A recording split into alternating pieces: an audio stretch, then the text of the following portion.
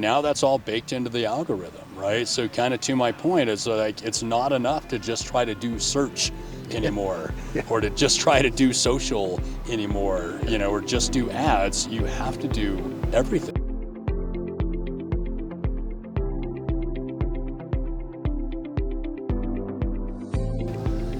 Hey guys, this is Give a Sit podcast. We are up here on the mountain, and it just happens to be that we're with Adam Loveridge, and we're going through how beautiful this day is.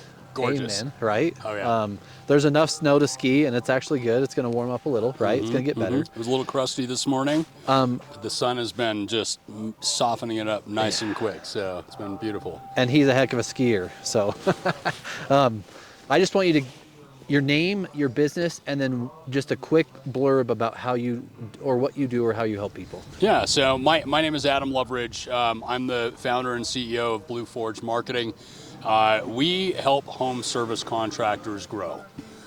So home service, home improvement, we predominantly do a lot of search engine optimization, now AI optimization, ads, that sort of thing. So really on the lead generation primarily side in that particular space.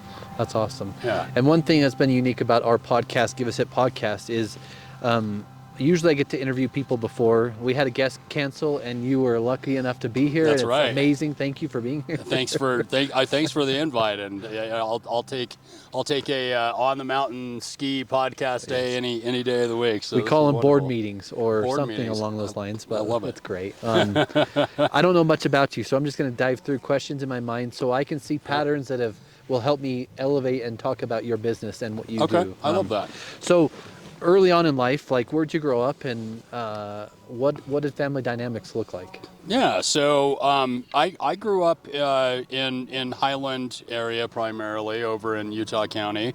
We actually moved there from Tooele when I was turning 8 years old. So I've pretty much been in Utah County for the last 40 years, other than a 3-year stint up in Park City anyway. And so raised LDS.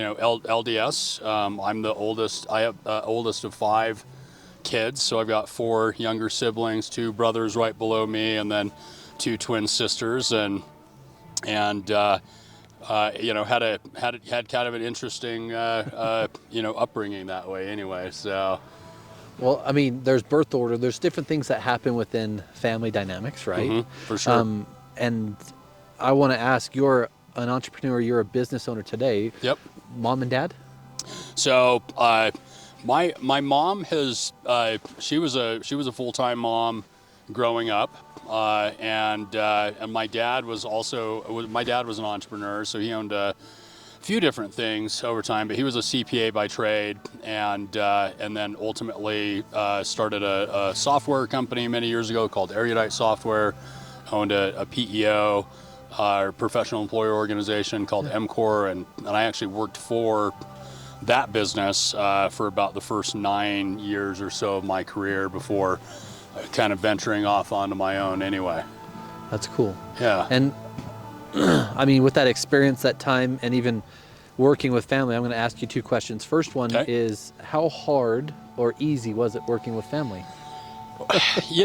It's interesting that you asked that, because I credit my dad certainly with a lot of mentoring and in so many ways the way that I approach business and having somebody who kind of guided me through that. I think he always wanted me to be an entrepreneur and kind of follow in his footsteps. My mom really wanted me to be an opera singer or a surgeon. She didn't really care which. And when I first went up to Utah State, I went on a vocal scholarship, but ultimately the entrepreneurial route ended up winning out. But kind of back to your question, it's challenging working with family, and my dad was my greatest teacher of how I want to be and how I want to show up, probably to the world and in business. And he was also my greatest teacher on partnerships gone wrong and what to avoid. And there was a reason that I left and quit working with him.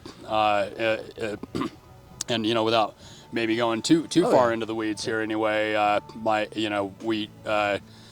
The company that I was working for with him, my parents went through a divorce at about 9 years in anyway that I had been working with him, and I was buying out the business, and in essence it just kind of ran into the ground, and so I started into my first thing back in 2006 is Right when before I first became self-employed, I guess you could say. So 20 years later, I still consider myself to be pretty unemployable, and have been kind of doing my own thing. So That's cool. yeah. The second question is what do you tell someone on that verge, that precipice, or that cavern, ready to jump and start their own thing, or ready to climb and start their own thing? Like, Yeah. how much fortitude, how much energy, what are you going to tell someone?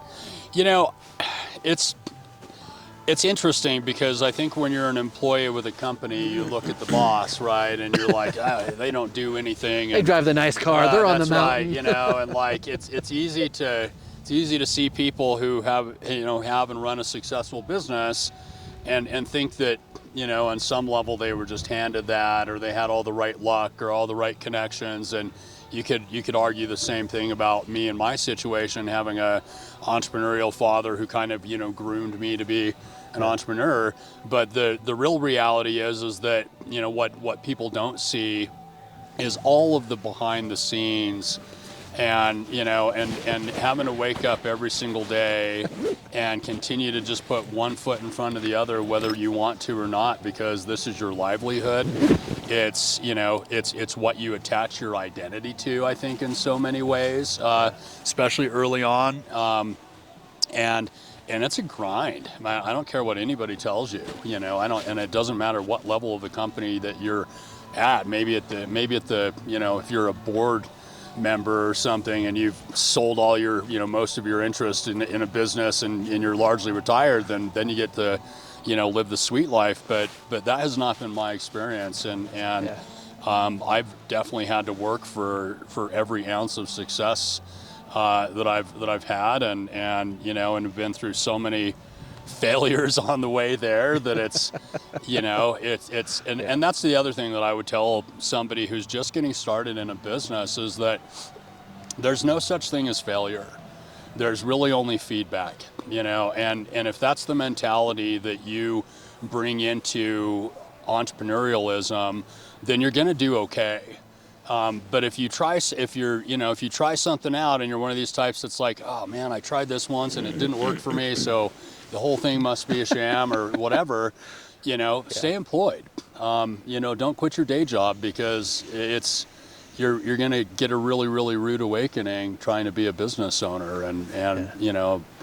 But my experience is the people who stick it out, that are willing to put in the time and the energy and treat this almost like a second family, tend to eventually figure it out and do really, really well. And we're going to get to marketing, but now you've got my mind going, so I'm just going to ask two questions that are like, I need to know. Sure. Purpose or motivation? Oh, it's got to be a both thing, but I think the purpose really drives the motivation. In fact, interestingly enough, Blue Forge Marketing as a business didn't exist until last year. We were previously called Job Calls, and because I used to do a lot of pay-per-call lead generation, and it just made a lot of sense at the time. But what I found was that I started this agency in late 2011, leaving MCOR at the time, and it's after you do something for 13, 14 years, it can start to get kind of rudimentary. And I think a lot of the purpose, which for me has always been helping businesses grow, right? Like helping businesses be able to employing other people through it's always about people for me, and being of service. But we lost that a little bit, I feel like, because sometimes you just need a refresher, if you will, almost, and going through the rebrand process for us and really looking at what our core values were now, where have those maybe shifted over the years? What is our mission, and what are we trying to do, and what's the vision for the company? And that just offered this huge gestalt in terms of just, oh, okay, there's the motivation again, you know? And so I think that you can't have one without the other, but I really do think that having a clear vision and being deeply committed to that is what is going to help you get up and still put one foot in front of the other, whether the motivation is there or not, because motivation ebbs and flows. And you know, Amen. so sometimes Amen. I'm motivated to work weekends. More often than not, I am not. You know, it's just it's kind of how it goes. And the comments come to me where I'm just not as committed. Like, I don't own the business, and I don't do this, and like I don't need to get up. And I'm like, well, I've got a purpose. Like, Right. if you're telling me what you don't have as a purpose in life to live the best life you can, are you stunting the growth of your family, your children, or the next generation? Oh yeah, yeah. Well, you know, and I love the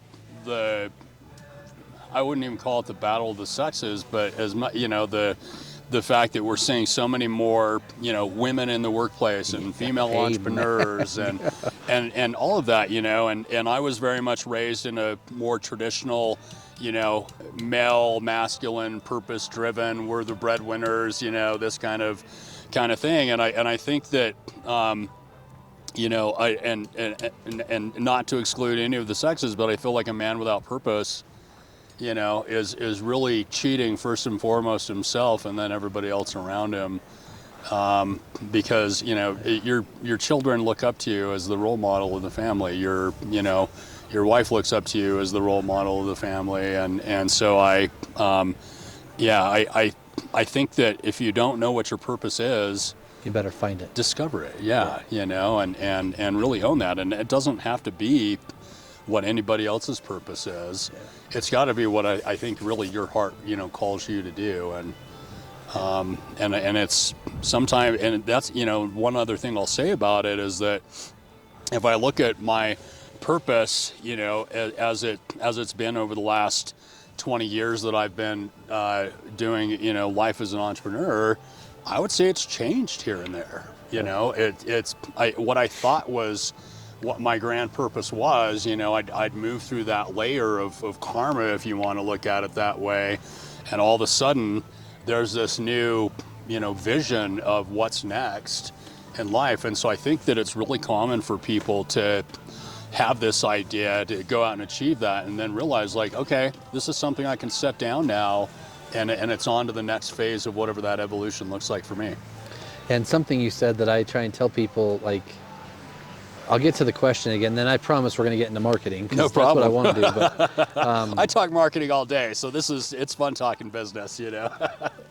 but I tell people, like, Alex, the marketing lady that works for us, does sales. She's one of the top. She's the top. Anyway, she's really, really amazing. But she shared Jason Parrish with the Well Church sermon for just men, and he talked about an idle man living in his deficit is dangerous. Yeah. And it puts a cap on the ceiling of the people around you and your children if you have children, and or your employees if you have employees. Yeah. So I truly believe what you said is true, that if you don't have a purpose, look for one or find one. And it will evolve, it will change, it will pivot, it will grow. Yep.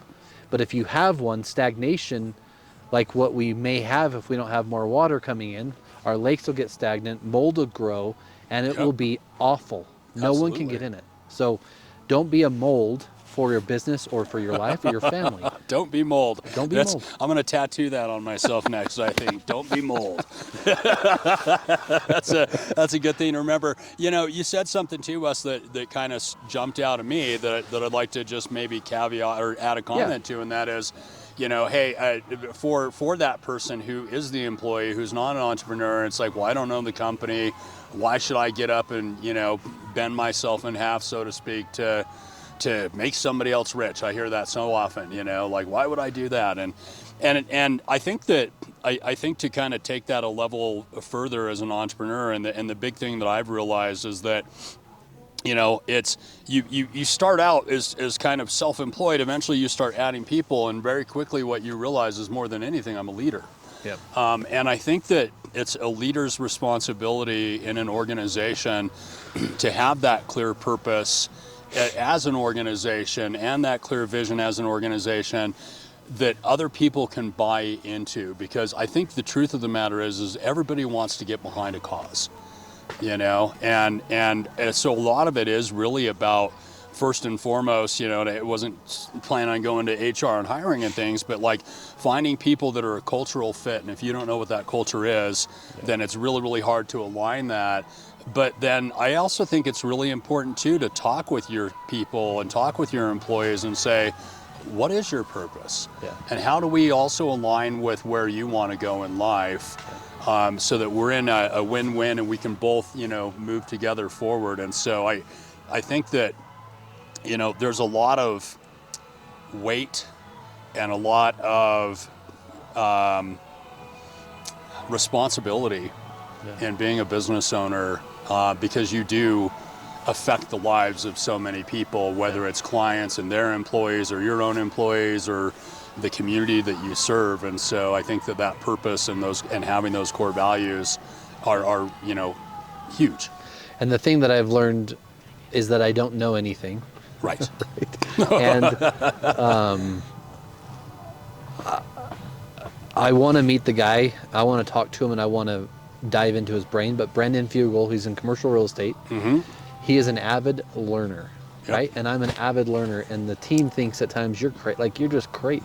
You're crazy. Oh, yeah. But what I've also found is not just businesses, and I'm going to lead into this with a question for you, but not just businesses, but people. We employ 40 people. Mm-hmm. There's 80 people within those 40, and then there's 120, 150 family. Like, it's a big thing. Yeah. So a decision I make can rudimentally ruin or grow or help these 150. That's how I think about decisions today, Yeah. right? But yeah. 20-year-olds, 30-year-olds, 40-year-olds, 50-year-olds, 60-year-olds are what we have within our demographic in our business. Sure. Purposes, each one has one. Some really have one, and some are like, I'm just living. Right. So finding the purpose or helping them is like, Yeah. holy cow, trying to pull like someone today in marketing. Why do I need marketing today? Yeah. Yeah. Well, I mean, is that the next question? Well, Why do yeah, we need marketing? Think about it from marketing side, right? Yeah, well, I can first 100% agree with you. I mean, and like I said, there's so much responsibility in owning a business and having employees, and you know, and I do think that you do a huge disservice to the world if you're not in alignment with that. You know, for me, marketing, I have just always been very service oriented, growing up, and you know, and probably the way that I grew up, and then also just as I've gotten into life, and I think I shared with you earlier that I also teach yoga, and you know, for me, I'll do workshops and different things along those lines that I don't charge anything for, and I do get a paltry sum. I think last year I made $1,500 teaching yoga, you know, so which But if you take your time, if you take your gas, if you take everything, you didn't make anything. In another 3 years, I'll probably have paid off the training if I don't keep doing more training and yoga teaching, right? But the, you know, for me, it's really about just wanting to help people, and that's what marketing is for me too. Yeah. And you know, we have some clients that have been with us now for 13 years as an agency, and keep paying our monthly retainer over and over again, because, you know, we've helped to grow their business exponentially over the years and develop those relationships with them. And the truth of the matter is that, and this is also why I really like working with blue collar companies and the trades, because you know, when I first started my marketing agency, we worked with a lot of attorneys and plastic surgeons and dentists and things, right? Thinking those were the affluent, were the people that we should be working with. And what I found is that people who had all of this education were almost a little too smart for their own good. They definitely had a strong sense of entitlement, and the feeling was, well, I did, you know, I'm a surgeon, the world should be the path to my door, right? And what I love about HVAC contractors, they don't subscribe to that idea at all, right? They're just like, I know that I got to spend money to make money. I know that I have to do lead generation. I know that I have to market my business. It's not a question for them. And I think at this point, most companies realize that same thing. But if you look at the evolution of, organizations, we all kind of start word of mouth. But there's so many small businesses that never get past that because they hear all the horror stories of marketing, or they tried this or they tried that and it didn't work for the 3 months that they tried it. And so none of it works. So I'm just going to limit my own success in life because, kind of back to my point initially, there's no failure. There's only feedback, and in marketing, we talk about failing fast. And what that means is that if a campaign isn't working, we try to tweak it. And if it still doesn't work, we tweak it maybe 1 or 2 more times. And we do several campaigns at once so that we can weight the effectiveness of them. And when we find things that work, we double down on those and we limit or cut out the ones that don't. And that's, again, kind of if you are, as a business owner, unwilling to consistently just push and try new things and take that, failure as feedback, you're limiting your mental state is limiting your own growth. And that's what I can tell you is the biggest thing I've seen between our most successful clients and our clients that don't stick around for too long, is that they have this certain grit about them where it's just, I don't know if you've ever seen that picture of the stork that's eating a frog and the frog's got his hands around the stork's neck and he's like, never give up, right?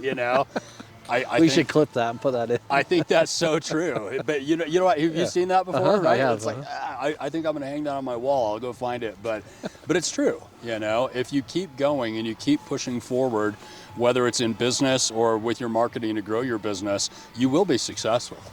And we've been able to prove that with our clients over many, many years, because it's more about consistency than it is about the next big thing. So, and there's things you said in there that I want to highlight. The first thing is are you a parent? I am. Yeah. So you understand when your kids were growing, they fell 10,000 times before they walked. Yep. Right? Oh, yeah. We didn't call that failure. We just said, get up, keep going. Come on. That's right. Encourage. And That's today, as a exactly business right. owner, you're like, I tried it for 3 months. Oh, it doesn't work. Yep. Oh, but really? Your son or daughter tried to walk for 3 months and you magically said, keep going. Sure, sure. Oh yeah. Well, my kids are now 21 and almost 23, both girls.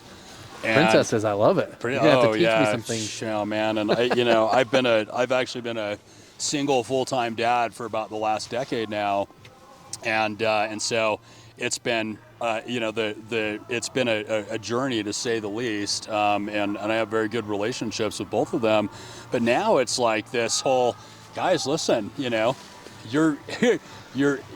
it's time to leave the nest. It's time to go out and start, living your own life, and dad can't enable you to, not have to take responsibility for yourself forever. And so that's the big thing now, is just encouraging them and, I believe in you and I know you can do this. And yeah, it's going to suck a little bit. And yeah, you're going to have failures and you're going to have setbacks and you're going to have, no money for many years as you try to make it on your own. And why would I want to take that experience from them, And we were talking with Jessica earlier, like, growth comes from that pain point or that struggle or that deficit, or it comes in that hard time, or even sometimes you learn growth in a great time, but most times it's not a great time. My biggest growths have always come from calamity, something that was earth-shattering to where it had to wake me up and say, okay, this clearly is not working anymore. Yeah. And then what sucks is most people do marketing and they don't even get to the calamity, let alone do they actually capture the data to see what was working. Oh, yeah. So what do you tell a business today that is marketing, SEO, or hey, I'm getting 300 views or 1,000 views or 10,000 views. Yeah. Well, is it converting to actual dollar? Right. Are you? And what did you spend on that, by the way? Well, that's exactly right. One of the key concepts that we talk about, obviously, in marketing is ROAS or ROI, right? Return on ad spend, return on investment. What's that? Do you want your gloves? Or are you okay? No, I'm all right. I'm good. I will actually just kind of stick my hands in my pockets a little bit here and there. But we talk about return on investment, and the number one challenge I see with a lot of companies is they're not tracking that. Yeah. And even if you're just, let's say, doing some basics. So I'm in a BNI group. I go to a few networking events. One thing that I always encourage business owners to do is to track your time with a dollar amount behind it, because I pay myself a six-figure base, and I realize that not most entrepreneurs do not start there. No, they right? cannot. But when I'm doing an account management meeting with a client, or I'm out doing a networking event, you can bet your butt that I am tracking how many hours I'm putting into these things, and effectively looking at what it's costing the company. Yeah. And when we roll up our our KPIs, we're looking at networking KPIs just like we're looking at SEO or Google Ads or CTV that Jessica does, right? Or anybody else, it's like, how is it impacting the bottom line, and what is my real return on investment when I calculate up all of my hard dollars that went into things, as well as all the time investment that I had to do to get there in the first place. And even because I was in BNI for 4 years, Goldmine, great group, love the people. I'm out. The big one, yeah. I'm out. Okay. I got out. Okay. But they don't take. It's not like a networking group. They literally track the numbers, and you're on a spreadsheet monthly. And if you're in the gray, or the yellow or the red, yeah. Which, I'm happy to say I am finally in the green, and I'm in the top 5 of my group. So that's good. But they track it for a reason. They sure do. They sure do. It is a metrics-driven business. The one frustration that I have with BNI, and I'll say this openly if you BNI people are listening, is that I think that the thank you for closed business should matter. Because I think last year in BNI I did just a little over $250,000 in income. But I had almost $500,000 in thank you for closed business. And we don't really track those metrics, right? We're tracking more of the inputs, one-to-ones and referrals and you need to do that as a business, But I think that it's also important too to really be looking at the results. And in my humble opinion, the net effect of me showing up and suiting up for the other people in BNI is what's coming out in that thank you for closed business. And that's probably just me as a marketer too, going like, why do we not actually care about the end results of the referrals that we're giving? So that's my one gripe about the BNI metrics. Yeah. But that's okay. It's a system for people to learn how to market and to learn how to do their elevator pitch. And I always, if anytime I talk to a start out contractor, it's like, hey, I really want to do SEO. Cool. How much are you spending on marketing, monthly right now? Nothing. All right, and what type of customer list do you have right now? Also nothing. Start with word of mouth, my friend. You can't afford us, and the results will take way longer than you can wait to get them. So I always suggest that businesses have a strong word of mouth game and local presence, because that's really that's your base, right? It's where we all start, and that's true for everybody. One of the KPIs and stuff that we're trying to track as a business to continue to elevate and grow, not just us, but we have a total of 7 total salespeople, right? Yeah. We have 40 employees, 40 employees overall. We've install operations, but they're like, you just love people. Mm-hmm. And in my mind, A, I do love people, and B, it's easy to talk, but BNI, 4 years, every week, pitch, talk. Yep. You perfect the message. Yep. Then all the other groups you're in, you're perfecting the message. And then your podcast, now I'm really perfecting and learning a message, right? So repetition, consistency, back to what you said on marketing, it doesn't just work in marketing. It works in everything you do. Yep. To your fitness, your relationship, your business. Oh, yeah. Growth. Yeah, absolutely. Right? Well, it's funny you talk about fitness, and I had back in early first quarter of 2024, had to get a full rotator cuff surgery, and wasn't really able to do yoga, wasn't able to go to the gym for a while. And on that subject of motivation, when I finally got to a place where I could start, getting back into the gym, I didn't have the motivation to do it. And fortunately, in my particular instance, in that case, I had more money than I had motivation. I hired a coach, hired a trainer, but I just passed 15 months of working with this guy. Amen. Good job. And so that's another thing that I would say to anybody looking to start a business is it's great to have purpose, but recognize that motivation will wax and wane. And for me, the surefire shot in the arm of keeping my motivation high is to pay somebody to help me keep my motivation high. Yeah. Get a coach, you know what I mean? Get a mentor, get somebody that's done this before that you can at least meet up with once a month and have coffee with and just talk about what you're going through. And because really on a month-to-month basis, I can take maybe 2-3 things, big initiatives that I'm really going to focus on over that next month. And I'm a huge proponent in having coaches and people who can help me see the trees from the forest. Yeah. And that's another thing that I would really say to anybody looking to start a business is, get a coach, get somebody who's going to help mentor you through this, because it will really make a huge difference when somebody else can see your blind spots and you're working with somebody who's been through the process before. And in terms of the types of clients that we get, so I was telling Julie on the way up here, one of our clients is a group here locally called A+ Garage Doors. And I'll throw them out because they're a big $50 million yes, company. They are a big business. Most people know who they are. We'd love to give them on the podcast too, by the way. I've got Carrie's cell phone. I'd be happy to connect you. And interestingly enough, though, her husband Ryan has been one of our largest referral sources. Walked us into A+, as well as a handful of other garage door companies and whatever else.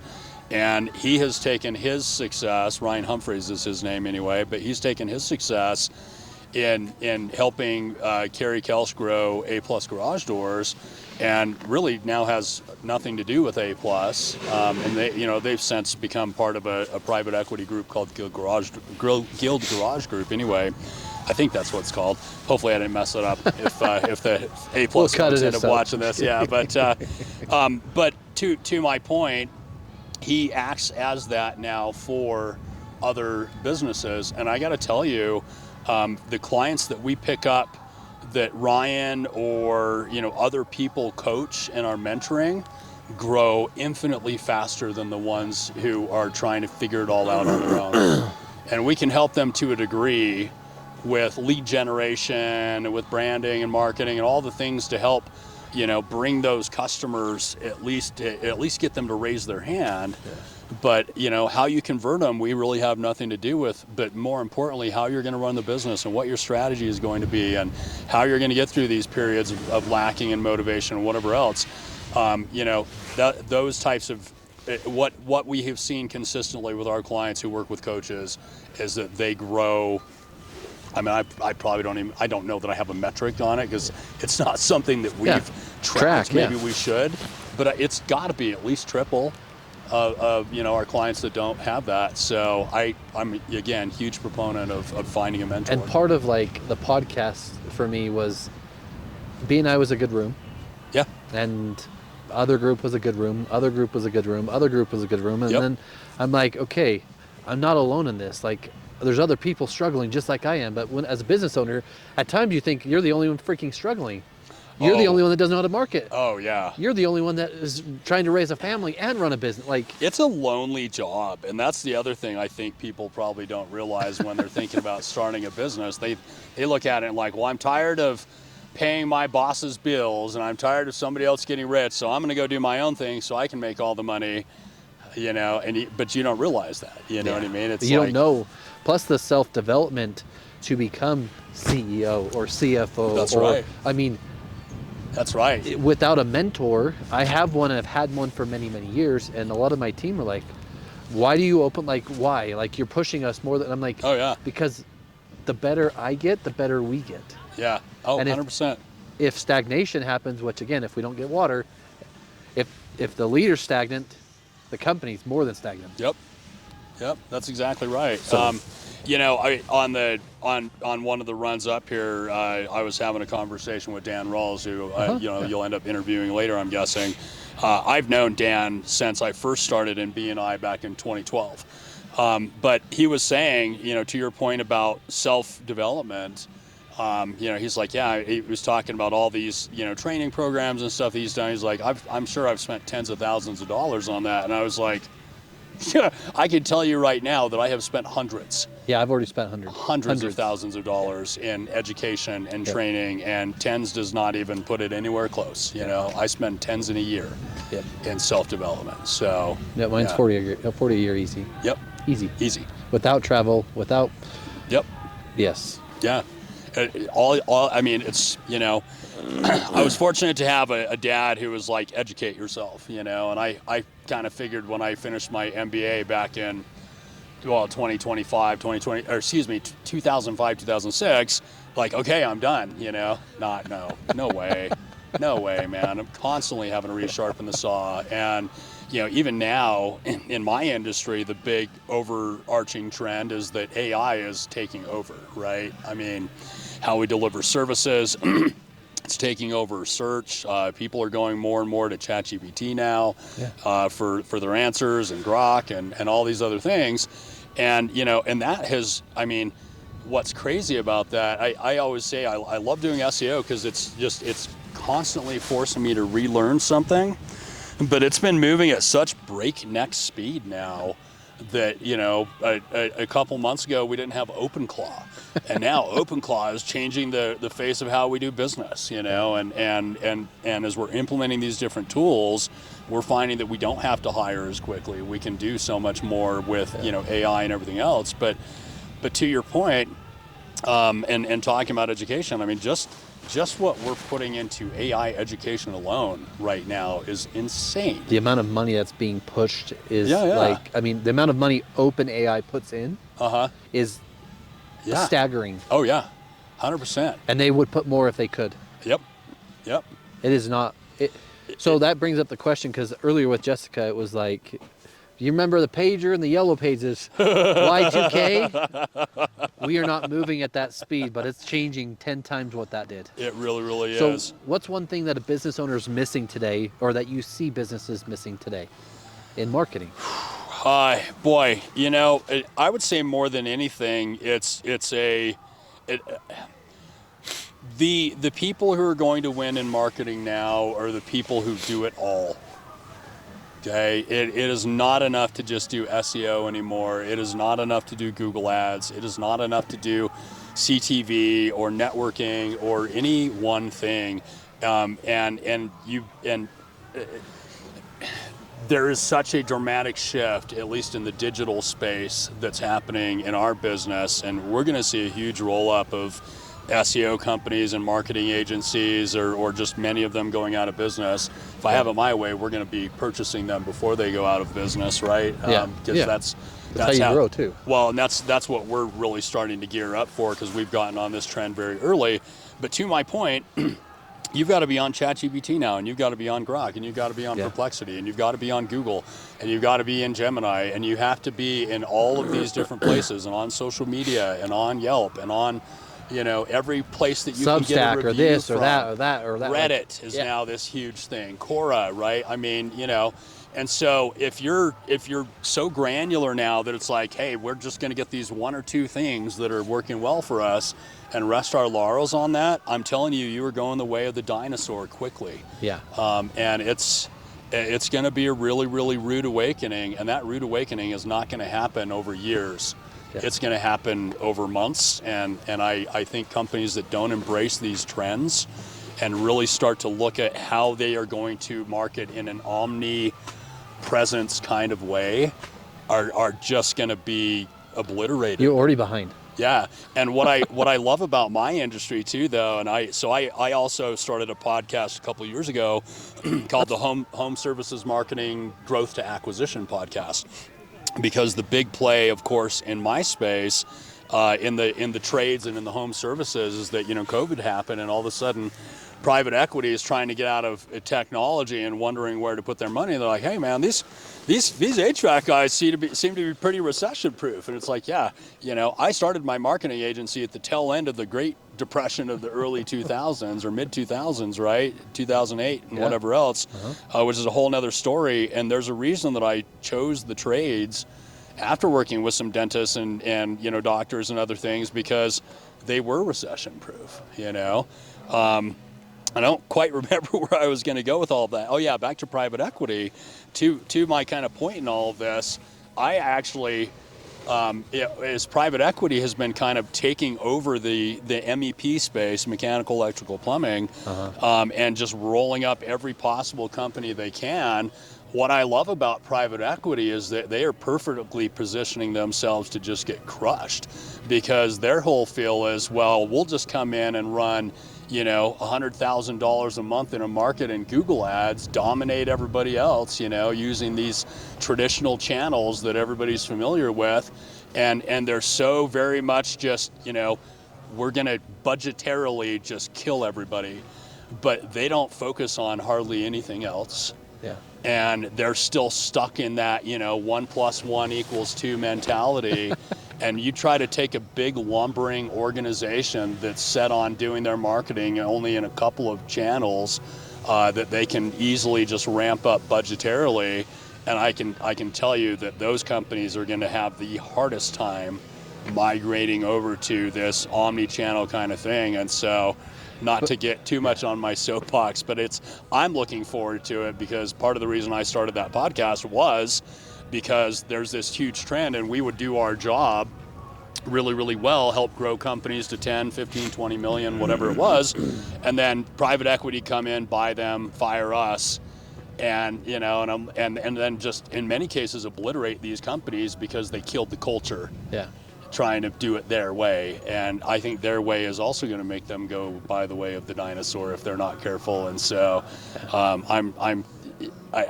it tickles my heart to kind of watch what's happening in the industry. And if you're not nimble and you're not willing to make change quick and to fail fast, man, you're going to be hurting here. And I love it. I love that constant change, and the fact that the Joe Blow guy starting out that's got the right idea about things in 2-3 years can be dominating these people who are currently dominating the market space now, if they're not careful. And I think that's wonderful. That's a great equalizer. Yeah.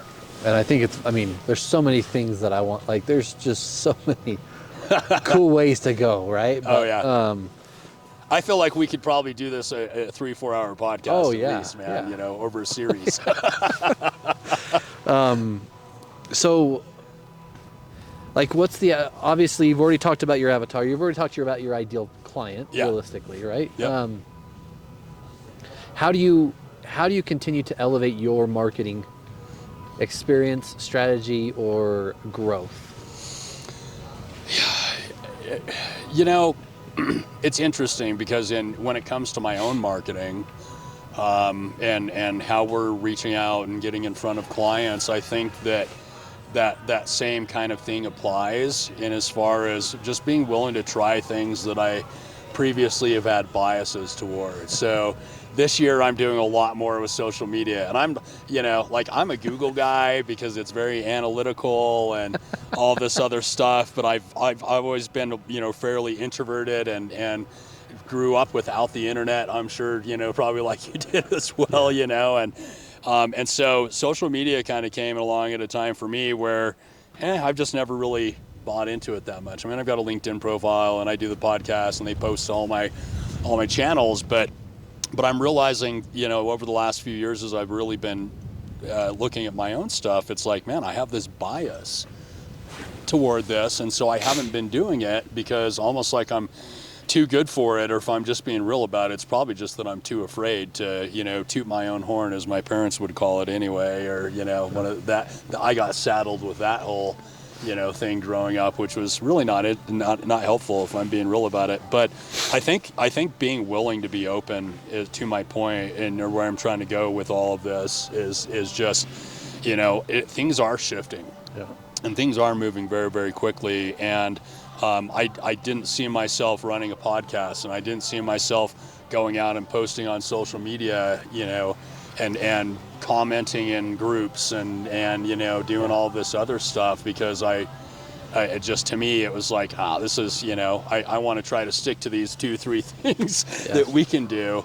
And same thing for businesses, I think that people's bias and what they think will work, because it's way that they like to be marketed to, whether you're a social media person or more of a search or AI or whatever. But you've got to realize that while you might feel that way, that doesn't mean that that's how your customers feel. And it doesn't mean that that's how your clients are going to find you, using the channels that you want, just because it's something that you really, really like. And I think that now, especially more than ever, the spaghetti approach of taking everything and throwing it against the wall and seeing what sticks is just going to be more and more vital for companies. And so I think the trends and everything that we're seeing is really pointing us in that direction. So I think getting my own ego out of the way is a huge barrier. And I appreciate you saying that, because on the other side, I committed and I went when no one else in our company wants. Posted 1,500 posts in 2 years, and I'm consistent every day. And I try and do 2 or 3 posts every day, right? Hit all the platforms. And is it good? Is it perfect? No, it's not by far. But guess what I'm also doing? Back to BNI, I'm creating repetition. I'm learning my word, the way I speak it, and who it connects with, right? And I've got all the data to track. So I think it's important for people to get out of their own way, because I also believe, and I'd love your input, is today, more now than ever, and it's uncomfortable to hear, they're like, hey, I saw your video, so now I'm sitting straight in my chair. I'm like, well, sorry, you saw, no, it's okay. Actually, I like it. I need to sit straight, right? So at first I'm uncomfortable because they did see the video, but I can tell you a lot more people are seeing it, and now it's like, they're going to use chat to search you, so the authority that it's going to create by posting. That's right. Well, and I mean, we do a lot in local SEO, and only a year ago, Google started putting your ability to put your other social media profiles right there as part of your Google business profile. But we know that they have been indexing Instagram and Facebook and TikTok and everything else, and looking at those as brand mentions and brand signals for you, and now that's all baked into the algorithm, right? So kind of to my point, it's like, it's not enough to just try to do search anymore, or to just try to do social anymore, or just do ads. You have to do everything, and you really do have to try to get out there in as many ways possible. And that's always been true of marketing. I like the analogy that, if you and I were gonna go fishing, and you brought your fishing pole and the best bait on the planet, and I said, hey, do you mind if I use your bait? Because clearly you know this pond better than I do, but I bring 10 fishing poles. Who's probably going to catch more fish, and it's going to be because I've just got more hooks in the water, all other things being equal. And so I think that analogy still applies, but now it applies more than ever. And then what do you tell to the business that doesn't have a CRM, just has a CRM? They're trying to capture this data, and they don't know what to do with it. So to the business that doesn't have a CRM, I'm sorry. Please fix that. We use Go High. We use Go High Level, or it's called High Level, but I think it's gohighlevel.com.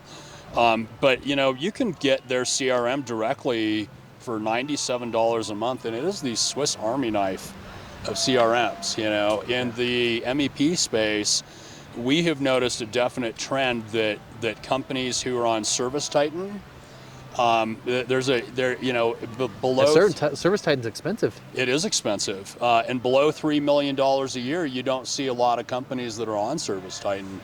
But above $10 million a year, all of them are, and there's a reason for that, because it gives such good direct line analytics, and you have infinite numbers of phone numbers that you can use for campaigns, and they've made it so easy to track attribution of where your leads are actually coming from. and track the return on investment. And they do some other really, really cool things over at Service Titan. And I'm not in bed with Service Titan by any means. We're not a partner of theirs or anything. But I have noticed that that there is this inflection point at about 2-3 million in annual sales for a home service contractor, where they get off of Jobber or House Call Pro or these other kind of lesser CRMs, if you will, and move over to the one that's more expensive, because even just a 0.5% return on investment difference, because you've got the analytics and the data to be able to make those decisions. When you're talking about, let's say, $1 million a year in marketing and advertising, 0.5% is quite a bit of money. All of a sudden you're talking about a $50,000 difference in ad spend that you could reappropriate somewhere else. So tracking your marketing is huge. Tracking the results from your marketing is huge. And so I would, again, for any small business that isn't tracking that, I'd definitely recommend go high level, because you can plug it into everything. You can set up lead tracking phone numbers. You can set up tracking forms. It does a pretty dang good job of tracking your Facebook campaigns, your Google Ads campaigns, your SEO. There's so many things you can do with it. And now, to the whole trend of AI and what the big thing that we're seeing now, high level has conversational AI that can happen right there with your website or across text message campaigns, and it can answer your dang phones for you too. And it's getting really good, like almost indiscernible when you're talking with an AI agent over the telephone. And so, and you talked about your Salesforce earlier, right? Yes, I did. We've actually just consciously reduced our Salesforce because well, number one, what I've realized is that we can get, AI and OpenClaw to do most of our appointment setting. And I still do most of the closings for our business, but we're looking at where we can really leverage AI to do all of these remedial tasks, and chasing down people via email and LinkedIn and getting those appointments set and everything else, that it's almost unfair to bring on a sales rep before we have these things implemented, because if we're trying to plug them into all these manual processes that we can just as easily automate with AI, to me, a sales rep's whole job should be taking appointments and closing sales, right? And now we have the ability to really automate all of the front end of that, to where it's just booking people onto my calendar. I show up and they've gotten the appointments reminders and confirmed that they're going to be there, and then AI will go follow up after my proposal too and stay on top of those people and help walk them across the line. So I think that there's so many things that we can do now as a business, leveraging AI, leveraging technology, leveraging a solid CRM. And so I really do recommend high level, for almost everybody. And it's also what we use for all of our clients too, up until that point where they get to, a couple, 3 million, and they're like, we feel, and then I'll just recommend, I think it's time for you guys to move to Service Titan, because it's so much more specialized in what you're looking to do. And it's going to be a lot more expensive, but worth it, Yeah. And we're looking at stepping back from HubSpot to go high level. Yeah. We're making the transition back, right? Yeah. But our sales team is apprehensive at best case, most of them, to use it, input the data, rather than the whole sales process is in there. So our whole team sees everything too, which is nice. But something that you had said that I think that, isn't just important, but the way Salesforce worked, not Salesforce the CRM, but Salesforce within a company worked. Yeah. AI won't take your job, but someone using AI will take your job. Yep. 100%. So, and I tell my sales guys, you need to figure it out. Yeah. Because there will be a point that we may not need you. Yeah. Yeah.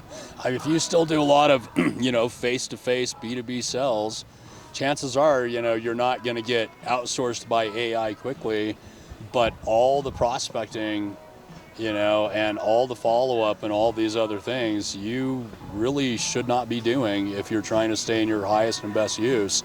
And, to your point of development and personal development and things, I'm seeing a lot of companies really invest heavily in their employees right now to teach them how to use AI, or investing in the AI systems and then training their people on how to really leverage that so that they can be more productive. And so we're seeing this huge shakeup, and to me it's very, very exciting. Yes. Maybe a little bit scary even, but that is, it's like adapt or go the way of the dinosaur, and I think that's what we're all really trying to avoid as a business. So. Yeah.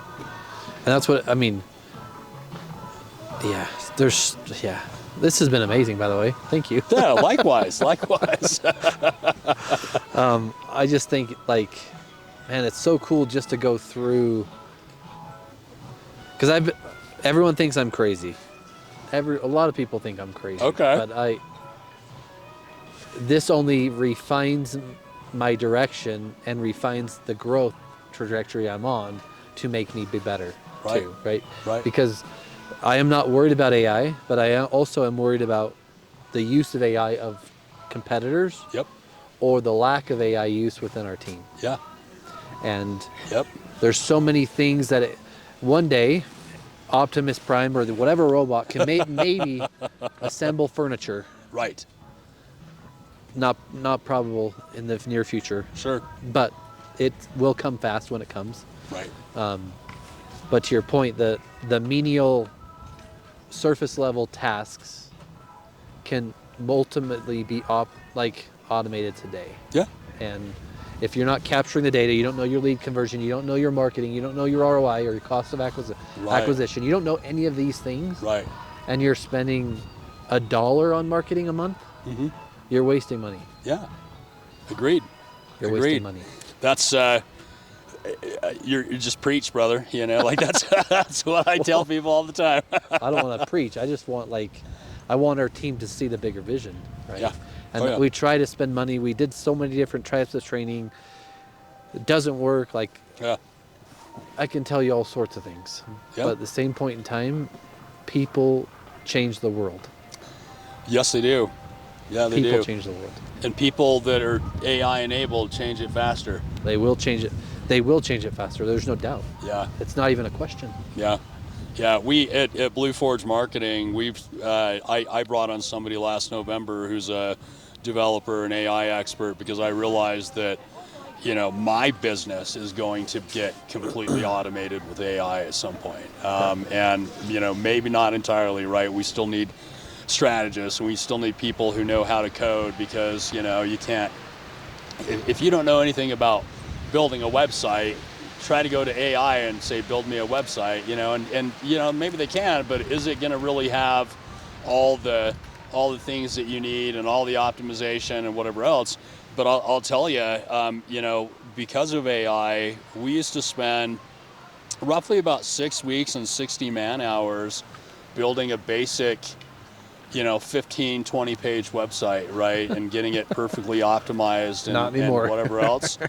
Now it's, 30 minutes of AI finagling, probably $40, $50 in credits. And then there's still the back end stuff that still needs an experienced SEO and website designer to go through and manually customize and make sure that everything looks right and check all the links. And although we're going to start using OpenClaw to do a lot more of that, error checking as well, right? Yeah. But the short of it is that now, we can continue to charge, in essence, what we've always charged to build a website. We're doing it much more profitably, but and in some cases we're definitely lowering our rates because we don't have to spend as much time. But what we can do is scale. Yeah. And now it doesn't take 6 weeks for us to get through the most critical part of every new engagement that we take on. Yeah. And we can practically guarantee that in 2 weeks, we're going to be able to build our client a website.